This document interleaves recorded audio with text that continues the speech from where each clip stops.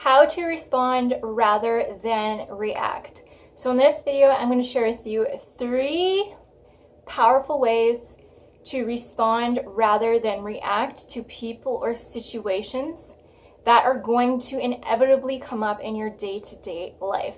So these 3 powerful ways are going to be based on your personality type. So depending on your personality type, one of these ways is going to resonate more than another. So that's why I wanted to share these 3 different ways. So the first way is emotional. If you are a very emotional person, you are easily emotionally triggered when there is a person or a situation that may trigger you. This method is going to work great for you. So this method is dealing with the emotional aspect of reacting.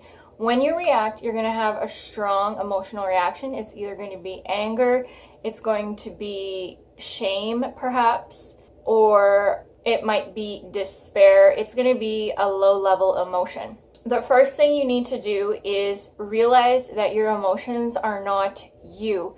Try to keep that air of detachment or that awareness in the back of your mind that you are not your emotions and you are not your thoughts. It's really important because as soon as you identify with your emotions, that's when they have power over you. So if you can stay in the witness point of view, you're going to stay in a state of power and you're going to have control over yourself. So once you're in that state of being aware that you are not the emotion that is running through your body, emotions are like waves. They're going to wave through your body. They quite literally are like energetic waves. So let them do their thing. If you feel angry, you need to release the anger and deal with the anger. This could also be triggering old wounds that you haven't dealt with, old shadows that are coming out of the woodwork now. So this situation could actually be bringing up old trauma in your body. And so in a way, it's a good thing because now you can release it. Now it wants to come up. So the best way to do this is to be present with the emotion and honor the emotion. So if it's anger, the first thing you're going to do is cut off the anger from your intellectual mind, because the more and more you think, the more angry you're going to get, and you're going to get into a downward negative thought pattern spiral that's mixed with emotion, and you do not want to go down that road. So as soon as you cut off your mind, turn your thoughts off, and only focus on the feelings in your body. Focus on the anger. Focus on the shame. You're going to feel it physically somewhere in your body. Most likely your heart, the center of your chest, or your solar plexus. That's usually where these emotions are held. Close your eyes and feel the emotion. It's going to be uncomfortable. I'm not saying it's going to be pleasant. But the beauty of this is when you are present and you feel the emotion will be felt and it will dissolve. Because when you're feeling it, when you're present, again, you're in that detached state of mind and you're gonna feel it go away. It just goes away when you allow it to be felt and you're present with it. The more you resist it, the more you try to block it, the stronger it will get, the more it's going to infiltrate your mind, influence your thoughts, and it might actually influence the rest of your day, maybe even weeks to come. So just be present with the emotion now. It can take a matter of 3 minutes. So just do that. Once you have dealt with the emotion and you felt that it's dissolved, okay, the initial anger, the initial shame, reset your autonomic nervous system with breath. This has been done for thousands and thousands of years because the masters and spiritual teachers understand the power of breath. Breath is directly connected to your autonomic nervous system, which is directly connected to your brain and your state of being, your thoughts, your emotions, your mood. So you can reset your mood by just a simple breathing exercise. So all you have to do is inhale twice, hold for 2 or 3 seconds, exhale as long as you can. Do this 5 or 6 times. Your autonomic nervous system will be reset. And if you do all of this whole process of being present with your emotions, then doing the breath work you are going to feel so much better. You are going to be in such a balanced state of mind. You're not going to be in a reactive state of mind anymore. You're going to be able to be thinking clearly, thinking more level, and at that point, you'll be in the state of mind to respond. So that is one way to not react and respond. The second way is for those of you that are more analytical and more logical and more in the brain. You're very like cerebral. You're not as emotional. You're not as emotionally driven. So this is going to help for you guys. This is an old Sanskrit technique or a Sanskrit mantra that was used in order to silence negative thoughts. And all you have to do when you find yourself in a reactive state of being and you can see the thoughts going in your head over and over, very disempowering, pointless thoughts, you can say, are my thoughts useful? How are they behaving? A simple question. You saying this, again, is going to put you in that witness state of mind. It's going to take you out of your thoughts. You're not going to identify with your thoughts anymore. You're going to become detached. And also because you're logical, you're going to see that it's useless to think this way because most likely if you're in a negative state of mind, your thoughts are not useful. They're actually making your life worse, making your mood worse. They're not making things any better. They're not constructive.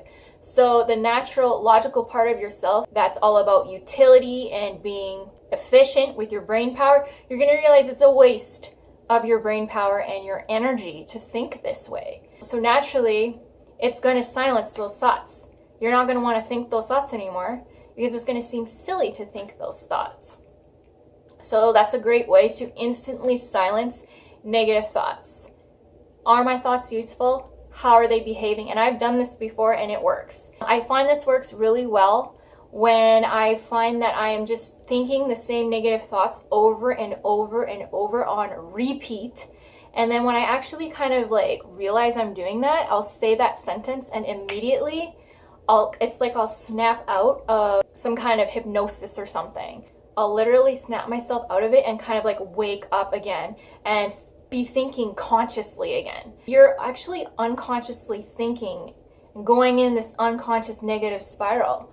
So you want to become conscious again, become the witness again, become the master of your thoughts again. Your thoughts are servants. They are not masters. Master your thoughts. So this is another powerful way to respond rather than react, because once you say this, your negative thoughts are going to be silenced, and then you're going to be in the state of mind to think a lot more constructively about how to respond to this person or this situation. You're going to be much more level-headed again. And the last way is kind of a little bit of both, I would say. It's more like the spiritual way. So if someone says something to you or something happens that really emotionally triggers you, a great way to respond is to feel gratitude. And you might be thinking, what? Why would I feel grateful for this lame situation in my life? Well, when something happens and you feel triggered, because it's not often that you're triggered so strongly, this is your limiting belief about yourself or about reality that is being exposed.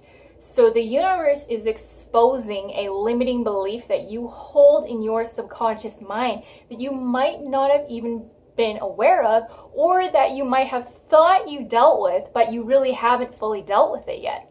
So for instance, if someone calls you stupid and you have a negative reaction to it, you're really hurt by it, and it really affects you emotionally, that just means that you have an unconscious belief that thinks you're stupid. And this situation is what exposed it. So you can feel grateful. Like, I know it's in the moment, it's not going to be easy to be like, I'm so thankful that I realize I think I'm stupid. I know that sounds a little bit ridiculous, but it's still a reason to feel grateful, because now you can uncover that limiting belief.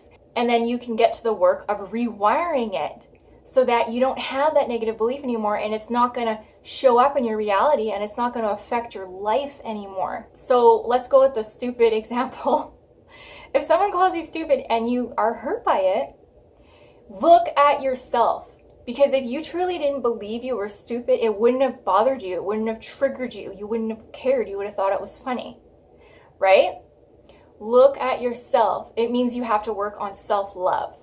It means that you have to work on how you view yourself, your identity.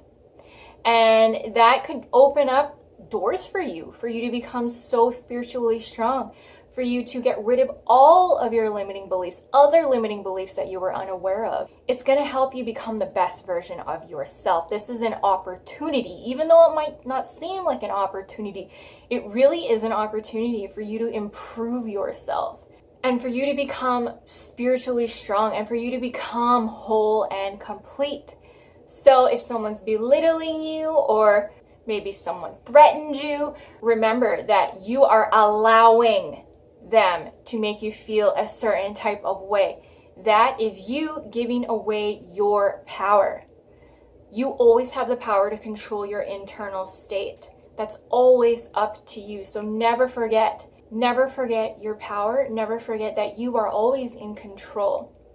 And the last piece of advice I want to leave you with is, if you do end up reacting rather than responding, don't beat yourself up about it. You are a human being.